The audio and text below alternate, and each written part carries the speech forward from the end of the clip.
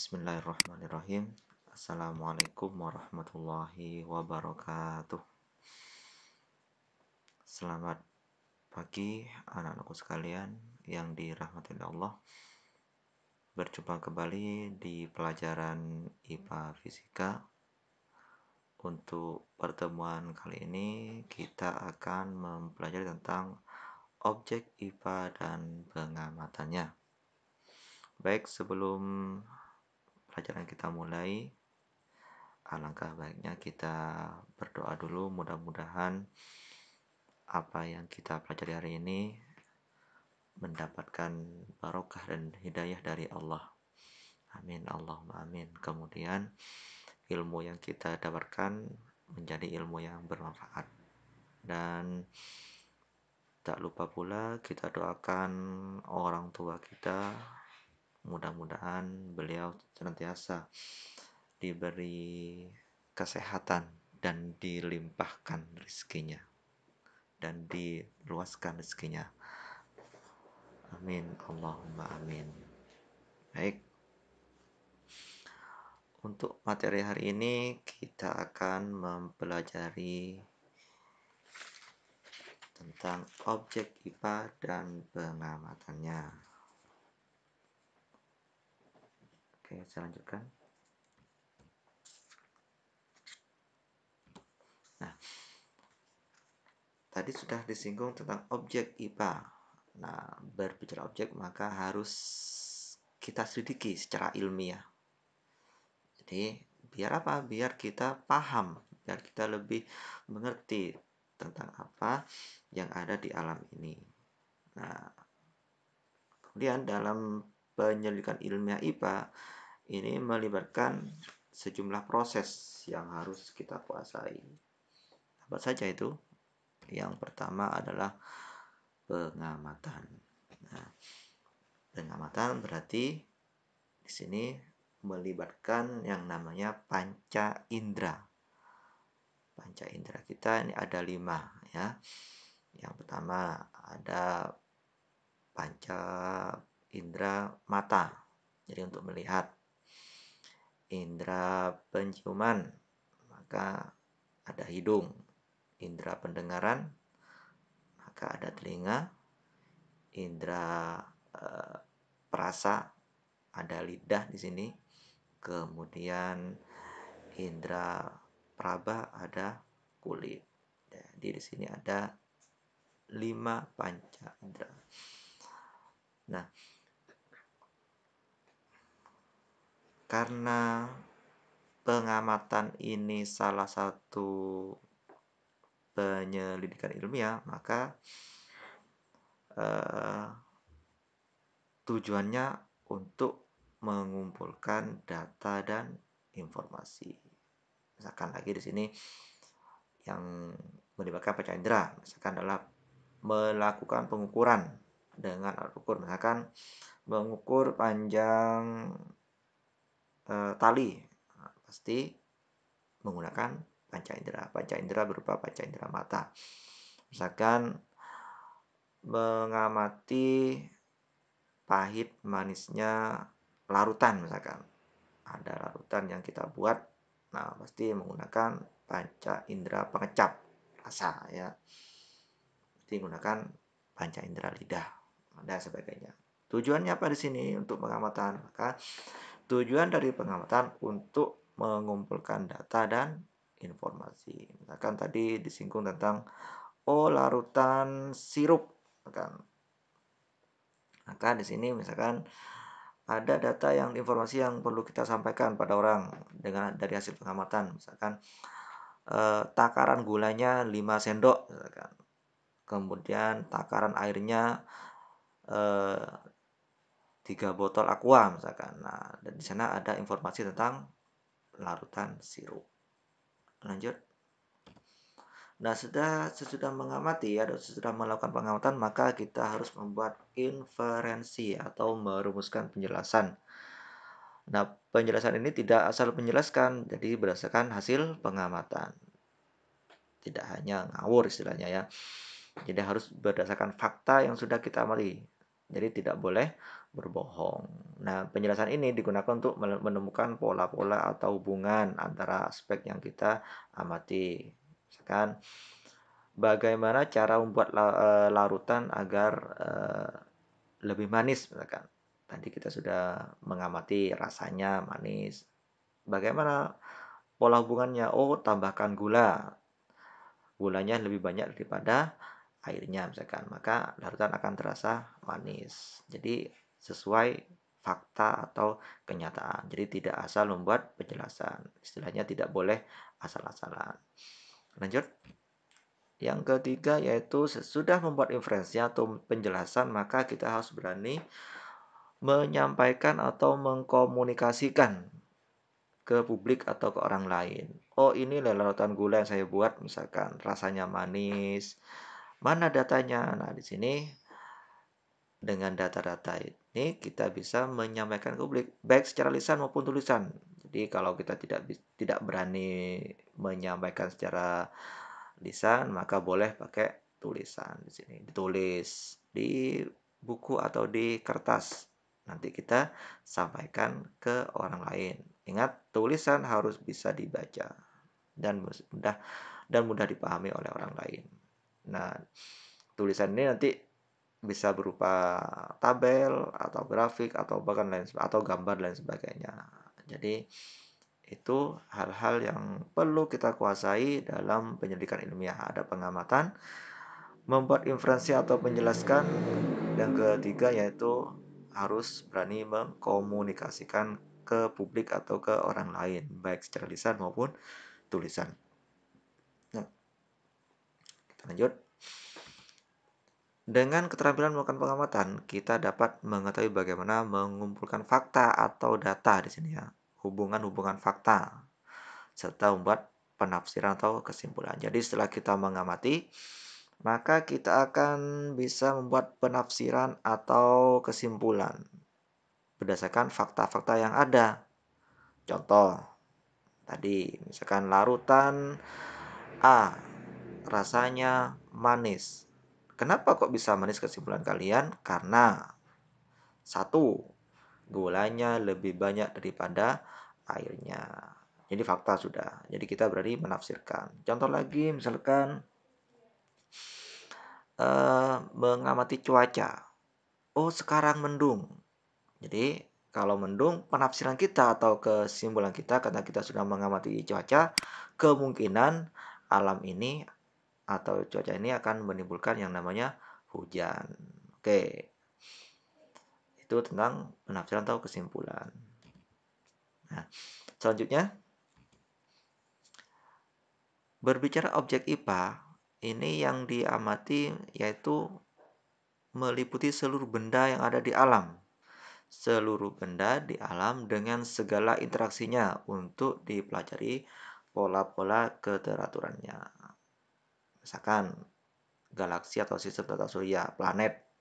Jadi dia sudah mempunyai interaksi dan pola teraturan, yaitu orbitnya, lintasannya, itu adalah keteraturannya. Interaksinya bagaimana? Misalkan terjadinya gerhana, terjadinya jatuhnya meteor. Nah, itu interaksinya di sana. Kemudian tumbuhan. Pola-pola keteraturannya bagaimana? Oh, tumbuhan kalau kena cahaya matahari maka dia akan tumbuhnya bagus. Kan ya. Kemudian ini manusia, perkembangan manusia. Ini bisa kita pelajari ternyata. Termasuk juga perkembangan binatang. Ada juga bakteri yang paling kecil yang tidak bisa dilihat oleh mata kita dan juga yang sekarang lagi viral yaitu virus. Nah, itu ternyata kita bisa mempelajari juga, tapi masih membutuhkan alat tertentu biar kita bisa melihat benda-benda yang ukurannya kecil. Kalau yang tumbuhan, manusia, binatang ini kita masih bisa melihat secara mata biasa. Nah, sistem tata surya kita bisa melihat ke langit. Kalau malam hari, oh di sana ada bintang, ada bulan, kita bisa mengamati. Tapi kalau bicara bakteri dan virus, maka butuh alat tertentu. Nah, ini misalkan gambar. Ini adalah gambar galaksi Bima Sakti kita. Kita berada di sini ya. kita ini berada di antara, eee, bagian kecil ya di antara sini. Jadi matahari kita ada di sini matahari kita. Kita di mana nggak tahu, kita ada di mana di sini, tapi kita adalah bagian terkecil dari ini. Makanya kita harus bersyukur ya, masih bisa diberi kesempatan untuk hidup di dunia ini, masih bisa mengamati, masih bisa belajar ilmu yang untuk bekal kehidupan kita besok. Jadi harus bersyukur. Kemudian, nah ini adalah gambar bakteri ya, bakteri atau virus di sini ya. Nah, ini adalah saya memberikan gambar untuk virus corona yang lagi viral sekarang. Mudah-mudahan kita selalu diberi kesehatan ya, menjaga kesehatan. Mudah-mudahan kita bisa menjadi orang yang selalu sehat. Oke, saya lanjutkan di sini. Jadi, untuk objek yang dipelajari dalam IPA itu meliputi seluruh benda yang ada di alam semesta. Baik itu ukurannya besar maupun ukurannya kecil. Yang berupa segala interaksinya juga kita pelajari. Oke, saya lanjutkan di sini. Oke. Nah, berbicara pengamatan tadi, maka salah satunya adalah berupa pengukuran. Pengukuran. Misalkan tadi kita singgung mengukur misalkan berapa jumlah air yang dilarutkan dalam larutan yang manis tadi ya. Itu boleh namanya pengukuran. Nah, ini contoh kita akan mengukur panjang meja ya, panjang meja menggunakan jengkal. Nah, di sini ada 2 jengkal kita ukur misalkan panjang meja ini katakanlah 5 jengkal misalkan. Jadi boleh. Kita juga boleh mengukur menggunakan ini langkah kita ya. Misalkan ini panjang kursi kita, biasanya ini ketika kita masih bermain di lapangan, iseng-iseng, jadi kita mengukur panjang kursi ini dengan menggunakan langkah kaki kita. Jadi 1, 2, 3, oh ada 8 langkah kaki misalkan. Boleh, boleh. Jadi boleh menggunakan langkah kaki. Jadi satu bisa menggunakan jengkal ini ya jengkal, kemudian bisa menggunakan langkah kaki. Lanjut. Oke, biasanya juga menggunakan merentangkan kedua tangan ya. Kedua tangan ini istilahnya adalah depa. Jadi satu depa itu adalah panjang dari ujung tangan kiri ke tangan kanan. Ini semuanya direntangkan ini ya. Ini satu depa namanya. Boleh gunakan seperti itu. Nah, kalau begitu saya lanjutkan di sini. Oke, kalau begitu apa sih pengukuran dalam IPA itu? Apa sih pengukuran dalam IPA itu? Kan gitu ya. Karena setiap pengamatan atau penyelidikan pasti akan melakukan yang namanya adalah pengukuran. Oke, saya punya contoh di sini. Misalkan kita mengukur panjang meja tulis ini sama dengan 6 jengkal. Panjang meja tulis sama dengan 6 jengkal. Jadi kita ukur menggunakan tangan, ternyata ketemu 6 jengkal. Nah, apa panjang itu di sini? Ini ada warna biru, ada istilah panjang, ini ada yang warna merah adalah jengkal. Ini saya yang perlu kita pahami. Oke. Nah, panjang sendiri adalah sesuatu yang diukur. Panjang meja berarti sesuatu yang bisa diukur. Ya. Saya ulangi, panjang meja tulis sama dengan 6 jengkal. Kita penasaran berapa sih panjang meja ini? Nah, kita ukur menggunakan tangan, ternyata ketemu 6 jengkal. Kemudian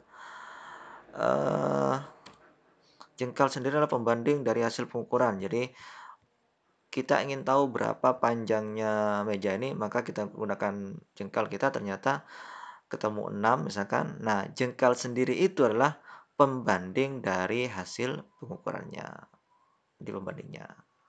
Nah, kalau begitu, pengukuran merupakan atau definisi pengukuran adalah proses membandingkan. Saya ulangi, proses membandingkan suatu besaran ya yang diukur dengan besaran sejenis yang dipakai sebagai satuan.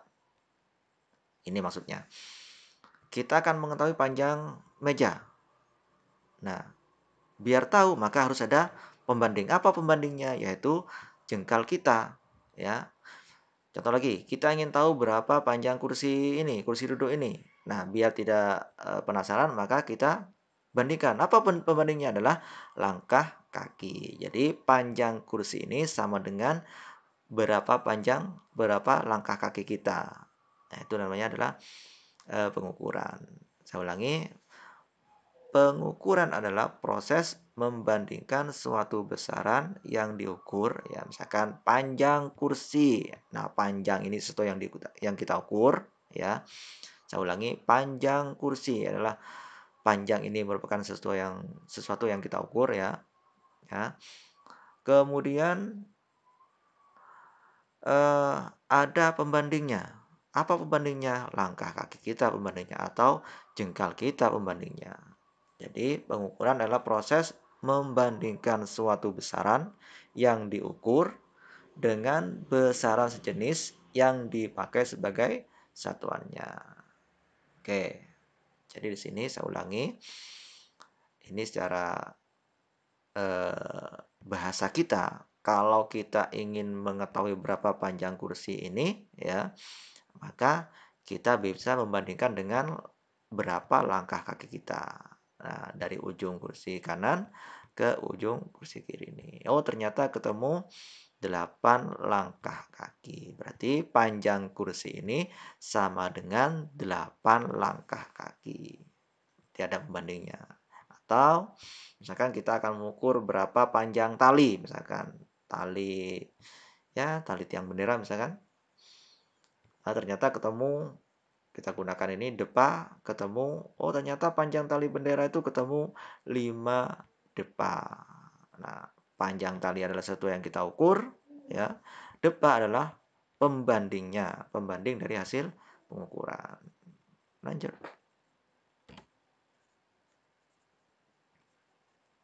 Nah, tadi ada istilah besaran. Ya, dalam definisi pengukuran, ya saya ulangi, pengukuran adalah proses membandingkan suatu besaran yang diukur dengan besaran sejenis yang dipakai sebagai satuan. Jadi ada kata-kata besaran. Apa sih besaran dalam IPA itu? Oke, masih saya kasih contoh lagi di sini. Oke, contoh.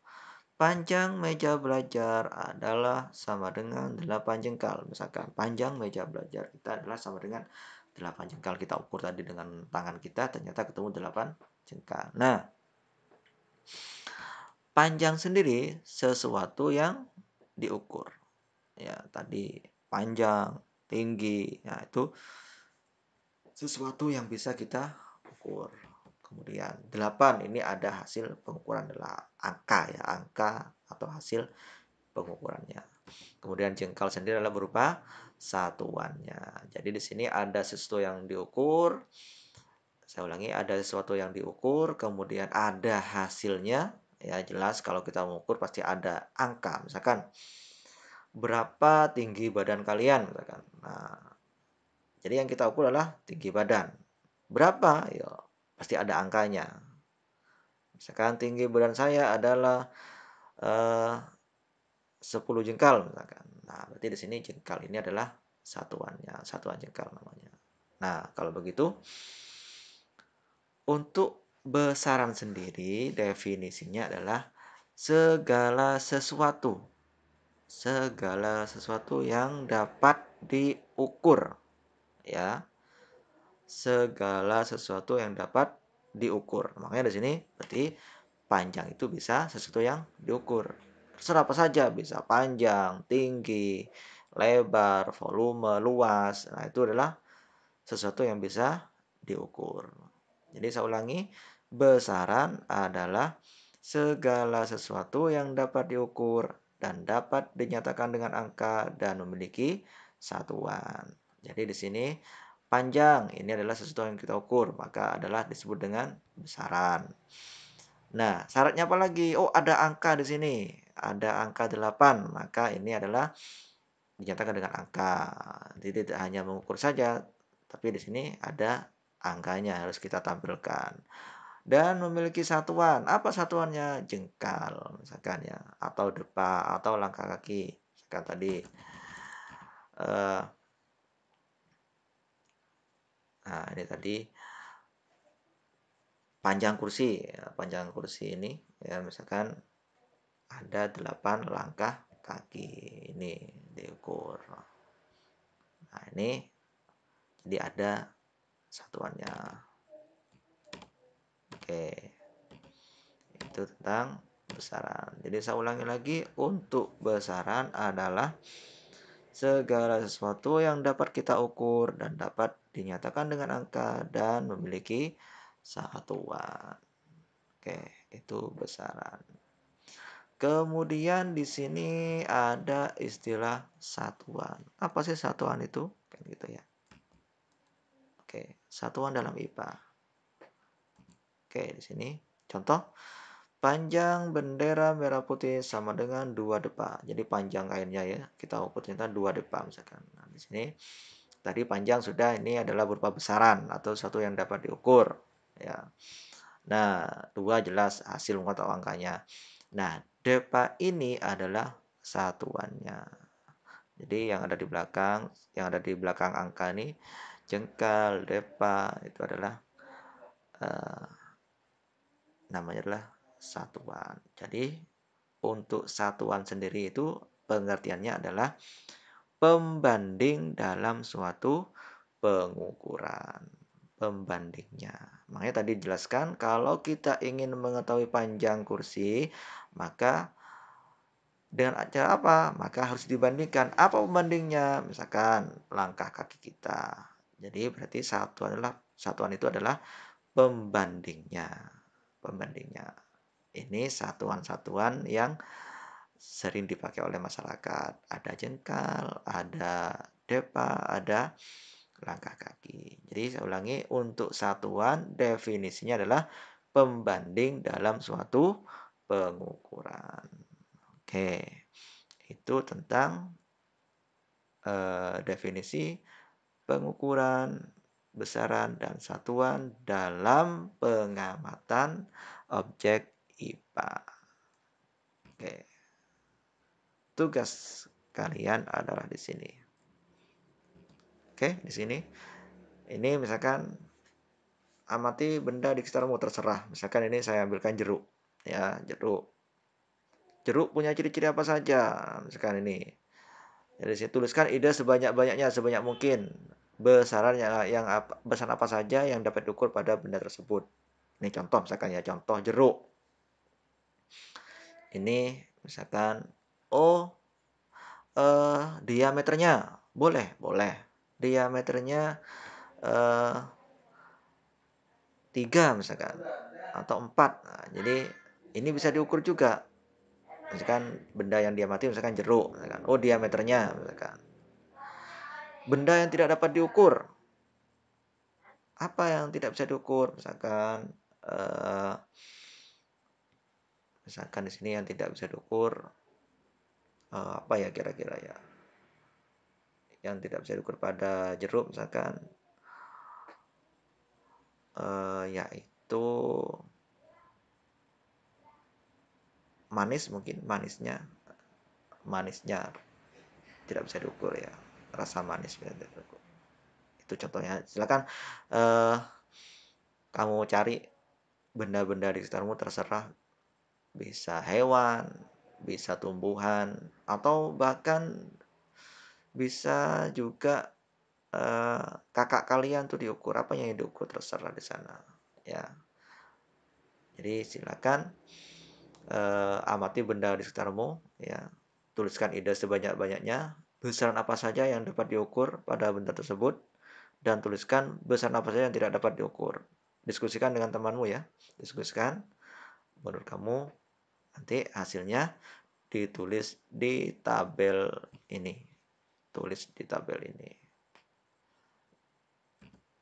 oke. Minimal 5 macam benda yang berbeda, terserah, bisa hewan, bisa tumbuhan, bisa kakak kalian, ya, terserah, pokoknya minimal 5 ya. Tulis di buku kalian, nanti saya cek ketika eh, ada kunjungan. Oke, sekian dari saya. Kurang lebihnya mohon maaf. Mudah-mudahan apa yang saya sampaikan ini dapat dipahami dan apa yang kita pelajari hari ini mudah-mudahan diberkahi oleh Allah. Oke, saya doakan mudah-mudahan kalian menjadi orang sukses besok semuanya ya, menjadi orang yang berguna bagi nusa dan bangsa dan juga agama. Amin Allahumma amin. Tidak lupa juga mudah-mudahan kalian selalu diberi kesehatan oleh Allah. Amin. Saya akhiri. Assalamualaikum warahmatullahi wabarakatuh.